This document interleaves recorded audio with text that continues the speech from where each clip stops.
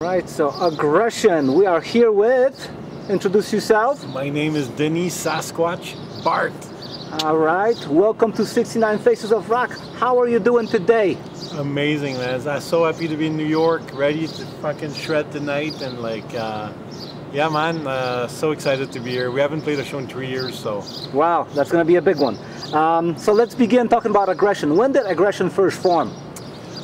We started in Montreal back in actually 83, 84 is when we actually formed. We were not called Aggression at first or Asylum prior to that, but after buying Venom, Welcome to Hell and Exciter, Heavy Metal Maniac and all those records, I really wanted to do a band in that genre. So trying to find musicians at that time, kids who used to play that music, was difficult, but eventually by 83, 84 was able to find enough musicians to start the band, and in 1985 we officially started to use the name Aggression, suggested by our amazing manager Johnny Hart. All right. How did you secure a deal with Banzai Records? Oh man, Yeah. that's a lot of fun. You know, I used to go to that store called Rock Not Stock in Montreal, which was owned by Michel Mies, who started Banzai Record, and we were there a lot. So we knew the staff, and we knew Michel very personally. So when we had the problem releasing our album on another label, he approached us and offered us a record deal. So we eventually switched management, we changed everything, and we signed with Banzai Records, which eventually got the Full Treatment album released on Banzai. So when the Full Treatment came out, how did it do initially for you? You know what? By the time the Full Treatment came out, unfortunately, a lot of the band members had serious issues with the law and health and all kind of things. So by the time it was actually released, the band were no longer active unofficially. It did really well. I heard they print 25,000 copies and that they sold them all. But by that time the band was on life support, so we were not able to support and push the album. Well, when it comes to the music, how do you look back at that time when you listen to that album again? Just crazy, man. We were playing as fast as we could, as heavy as we could, talking about craziest subject we could think of. So just a bunch of kids playing fast, influenced by everything that was around us, and just having fun doing it. Of course, after a while, the partying and all that took its toll, and you can tell in the performance. But looking back at it, I'm still proud of what we accomplished, and you know, we're gonna perform that album here tonight. Also, around that time, there were several bands called Aggression all over the globe. How did you go about kind of maintaining your identity? Well, exactly. I think because we were the original one, nobody really approached us ever to change our name or use a different name, or we just went on with our business and just used it. And I have no problem with other band being called Aggression. Actually, I wanted to do a show, if possible, one day during that time or now, with all the bands named Aggression. You could play the Aggression Festival. The Aggression Festival. Every band is called Aggression, and we just have a huge blast and have fun. That's a good way of going about it. So what happened afterwards? You said a lot of band members had problems with law. Did the band actually break up? The band actually broke up. You know, some of us ended up in jail. Some of us ended up with addiction problems, and you know, some of us are no longer with us today. Some of them are no longer with us, like our drummer Gate. But yeah, at that time, also I had my two oldest daughters, and I wanted to be a solid family dad. So I kind of quit everything to do that. But eventually, you can take somebody out of the metal scene maybe, but you cannot take the metal out of someone. Could not agree more. That is why both of us are here. So yeah, then after that I get back into it, and then I never look back. And you know, I love metal. I love watching bands. So what led to Forgotten Skeleton in 2004? Yes, so Yeah, so the album was originally recorded in 1986, but we never released it because we had to deal with a label called Face Melt Record, and they had some problem printing the record, so it never came out. So some record company in Montreal, Great White North Records, approached me to release it, and then that's how Forgotten Skeleton was released. How did that album do? I think it did good. Like, a lot of people are more like they like Full Treatment better, but also a lot of people like the precision and speed of Forgotten Skeleton.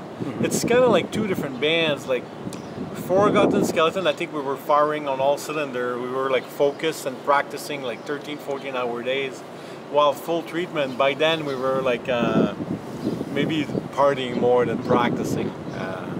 Was there any touring done for that? If what? Was there any touring done? There was, for Forgotten Skeleton, a little bit, but we never played outside of Canada. We played like up north. So there's some local dates? Always, like around Quebec, province of Quebec. We played Quebec City many times, up north, things like that. But because of our situation with our problem with the law, we were not able to leave Canada. Will there be police officers looking for you today? No police officer looking for me. Are there any outstanding warrants? No outstanding. I'm like clean, man. I crossed the border. I had all the documentation. We were like clean as a whistle. Put it this way, if you can cross Canadian border, there's nothing cleaner than that. Exactly. Thank you. Exactly. So after Forgotten Skeleton, there was like a 12 years of silence. What was happening during that time? After that, like I was in another band called Cradle to Grave, which was more like, I would say, like there is some like aggression influence in there, but it was tuned lower. I was really influenced around that time by Monster Magnet and Corrosion of Conformity, like their second wave of the music they used to do, and so it wasn't that vibe. But every time I was trying to book Cradle to Grave, the promoters always asked like, hey, why don't you put aggression? We want aggression, we don't want Cradle to Grave. So in 2014, I decided to make the switch and then start aggression, and we've been going on now for 8 years, and no sign of stopping. So 2 years later, which brings us to 2016, another album is released, Fragmented Spirit Devils. Yep. What was kind of going through your mind when you made that record? You know what, man? I was just excited that I was able to do this again. Was I happy with the final result? Maybe not 100%, but I like some of the music that came out of it. And for me, it's just to get back into the scene and doing it and doing show was like just like it's something I should have been doing all my life, but for some odd reason I didn't. But it was just nice to get back into the scene, doing shows, meeting people, seeing friends I haven't seen in like 30 years. So yeah, beautiful, man. You didn't stop there, obviously, right? Because you had Feels Like Punk, Sounds Like Thrash. Right? Tell me about that one. Yeah, like I was trying to like get a sound that would get back to the original of Aggression, because we used to listen to a lot of like hardcore punk, like Agnostic Front, Cro-Mags, and Crumbsuckers, and MDC, and Suicidal Tendencies, and all that. So I wanted to bring that essence back into our songs. I don't know if I fully was successful doing it, but that was the purpose of the idea of the album. Mm-hmm. And then an EP came out, right? Field of Nightmares. Yes, Field of Nightmares. And where would you say that takes the whole concept of aggression? It does. Like I think, like when I started to do vocals, I think the way that, because I'm like French, I think it brings a bit the essence of what aggression used to be previously. Singing with that type of like vocal delivery that's not always like precise, but just it's not based on pronunciation or saying the words properly. It's not based on sound of words. So I think it brings back to the original sound that aggression used to have way back. Sounds good. There's also like a compilation from the Frozen Vaults. Are those your demos? That's all the demos, and our good friend in Italy on FO80 Records, great guy, great label, we did a fantastic job with like all the packaging, and there's a fanzine inside. It's an amazing package, and yes, super proud. Even Johnny Hart, our original manager, when he received the package, he was like, "I could have not done this better. It was really well done." And always,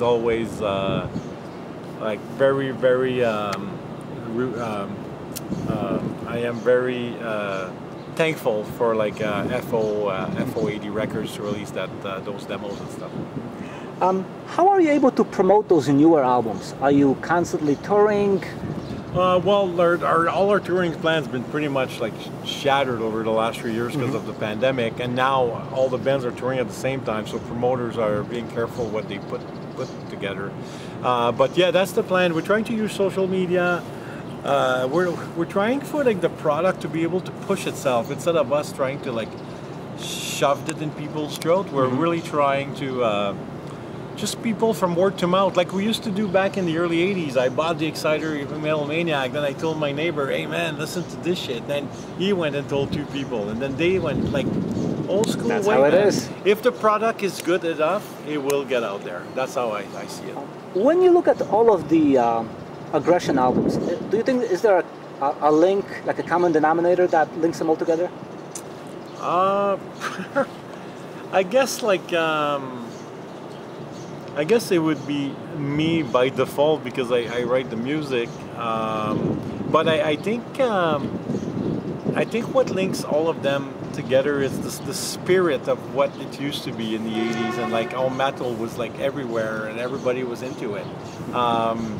We're trying to like carry that flame, that torch, with like a lot of bands tonight here do like the C's and the Q's and like Bat and all those guys, like so I just want to try to like reproduce that vibe, that feeling, and then try to put it into music and release it out there.